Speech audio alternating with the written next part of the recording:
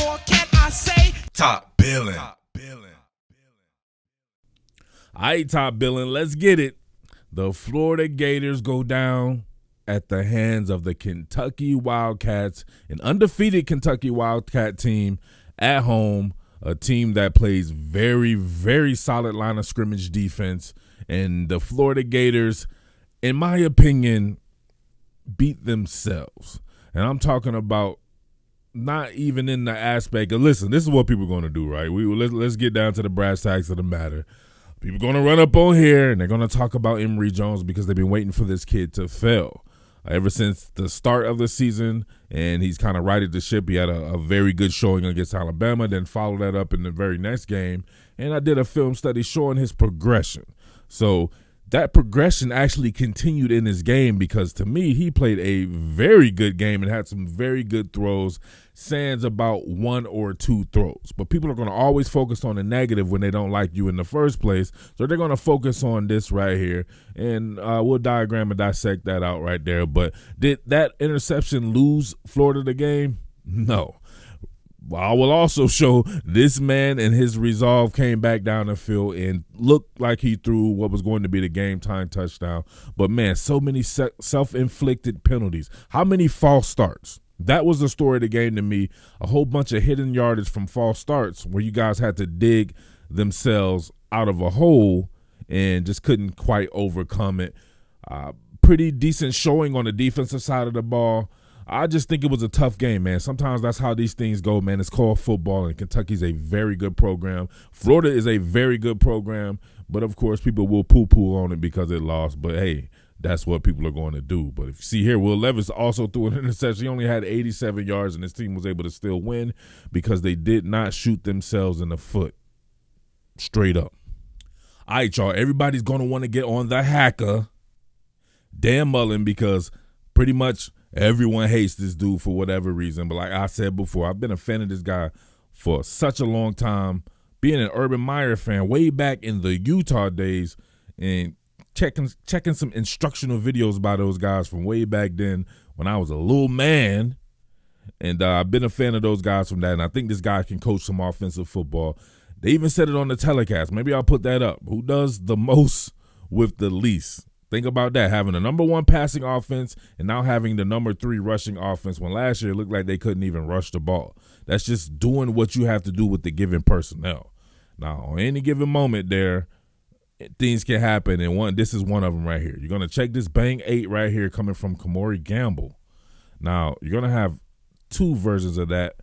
Initially, it looks like it's going to be a balance shell. They shoot the safety here, close off the middle of the field. So you're essentially sending bang 8s to the middle of the field, which has to be a quick hitting play. So he wants to get this out quick, and it's a bad throw. It's a bad throw. It's behind Emory Gamble, and this particular inside corner here is playing with outside leverage, which lends him to be able to drive on the ball, especially on a seam route or something like that. So running this bang 8 right here, we'll see. Right here, and he's almost damn near in trail technique. Now, people are going to say, initially, people are always going to be like, oh, he stared it down and stuff like that because, you know what I'm saying, I don't know what people be looking at. But he actually did not stare this down. Well, we'll look at it from the other angle, and you can see that right here. This was just a bad pass. The running stunts up front, a couple of games and twists going on there. So a little bit of a breach here off the left side. So he's going to have to get this pass off with that outside leverage. And then you still have, right, your linebackers dropping here at depth as well. It's going to be a small window to try to get this pass off. Maybe he could have, I forget the down and distance on this one right here. Maybe he could have just checked it down if necessary there. But he's trying to push the ball down the field. They're trying to win the game, obviously, here. And needs to thread the needle, needs to lead him a little bit more up the field. I will notice this a little bit about Emory Jones. Sometimes he needs to put a little bit more air under a pass and be able to lead somebody like that as opposed to trying to fit it through a keyhole. So he tries to fit this one through a keyhole, and it's behind him in the outside leverage. Too easy for him right here. Let's look at it from this angle. You can see it here on the pool. Now, look, is he staring this down? No, he's not looking over there. Look at it right here. This is all the proof you need. Film don't lie. He's not staring this down. So his read is straight. It just has to be a good throw, right? With the coverage there. He doesn't lead anybody over there. He shoots it, and look, it just needs to be. It looks, even from that other angle, it looked really bad. But from here, you can see it's not that bad of a pass had he just let it. So it's just an inaccurate throw. Yes, it came at an inopportune time, right? You can see right here, Gamble going up the field when he needed to probably lead him into daylight right here. So, but he was still drifting up the field. Now, you can probably put this a little bit on Gamble once he clears there, maybe tries to bend it to the inside more and make it more of a bang 8 instead of running it like a straight-up seam route. But, man, these are the breaks, man. These are the breaks. But guess what? He atoned for that. This particular play, people are not going to care about something like this, but that's why I'm not most people. I care about stuff like this because, to me, it shows growth. This guy's going through some serious progressions in this game. Look at this. 1, 2, 3, not there, check down. Allow your team an opportunity to move the chains. Keep saying it. The more progressions you go through, the more chances you give yourself to be successful. It is just like that. Look at this, right? This kid's not staring anything down. You could have said that at the beginning of the year. Yeah, he was staring some stuff down. That's why I love Dan Mullen, because he's the hacker. He's teaching this guy on the fly right here who doesn't have as much experience as his class, right, or his classification would suggest. Has not been a starter that long, but he's clearly going through progressions now. Half moon theory in full effect there for the offensive line there. And he wanted to go and try to work all the way backside. It's not there. Casually dumps it off to Naquan Wright, who I would like to have seen more, actually.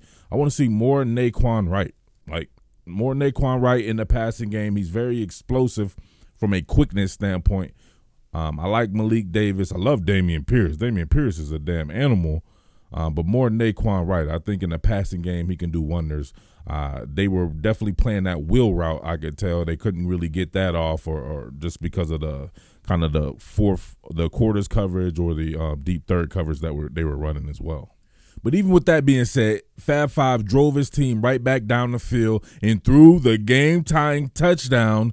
It just so happened to have, oh, man, it's tough right here. But you can see it was a great call by the hacker. You're gonna have a late pressure off the edge here, so that evens it up, right? It's 3-on-3, just a leverage game right there. Screen pass, Whittemore out here blocking. Same thing for Justin Shorter. Your man just tried to make somebody miss, and that was all she wrote, man. Lost his footing. Check it out. Game time touchdown, he did that. Not his fault right there. Don't say anything about the throw. The throw was perfect. It just so happened to be that man right there. See, throw out in front of him, just lost his footing, trying to make a move, knee down. Crazy, huh? Remember, these plays are after that interception. These plays led to that man tying the damn game up. So think about that. Now, you have formation to the boundary on this one. You look like you have a quick curl here, seam route, a drag, but they're working back here with this curl flat combination. You're going to have jumping Jake Copeland here on a deep curl, and you have a flat route by Naquan Wright. And he does a damn good job of coming off of this and recognizing the man coverage. Look at that. Not staring it down. What is he doing? Bang, right? Into the face of adversity.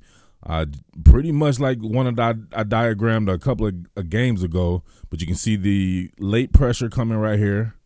Mike Fire. The Mike Fire coming off the edge right here. Real quick in his face and having to wait for this deep curl route to unfold. Doesn't matter. He throws it, hits it perfectly. Absolutely perfect, man. This kid was absolutely dealing. If you couldn't see that, or if you didn't see that, man, more than likely you skim football. Do you watch or do you skim? Remember, the last one was combination coverage, but mostly man on the front side. If you look at this one, what is he doing? Manipulating with his eyes. Bang, right into the zone. Finding a void in the zone there. What more do you want from this kid? I don't know what to tell you right here. This man is manipulating the hell out of the safety here to get him out of coverage. He didn't really even need to be honest with you. The safety wasn't going to impact that play, but They've been drilling this in practice and having this man go through his progressions that he's given himself enough time. Coming backside here, shooting it, absolutely perfect to Jumpin' Jake again. Him and Jumpin' Jake on the same page with these curl routes right here. We can see the route combination develop with him and Whittemore. Jacob coping and avoiding, right? So it's almost like an adjustment there for him to be able to just sit down in the void of the zone.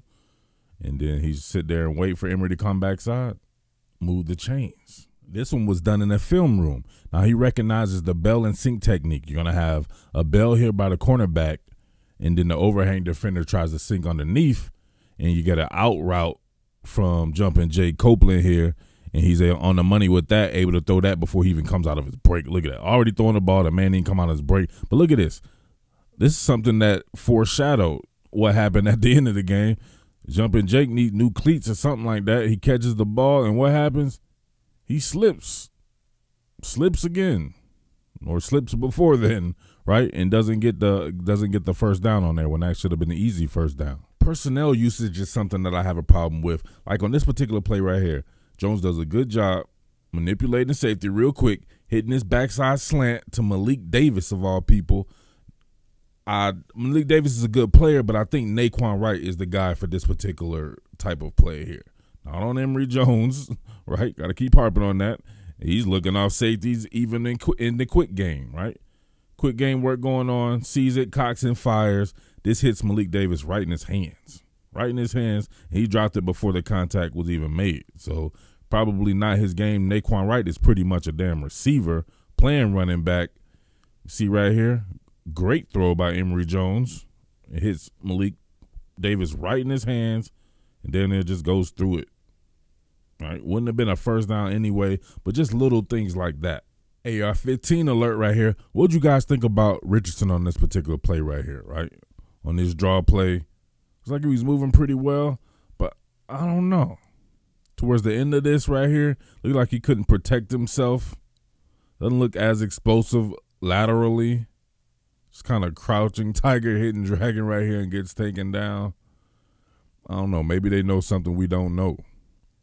And speaking of Naquan Wright there, look at Emory Jones throwing to him. Now he's able to stretch out and get the ball. The kid is just a phenomenal receiver, man. This one also didn't look that explosive from AR-15. Well, maybe Mullen knew what he was doing, right? Real men watch to the end and then comment. More of Jones cycling through his progressions. 1, 2, 3, come back. Man. And then that throwing motion that I absolutely love.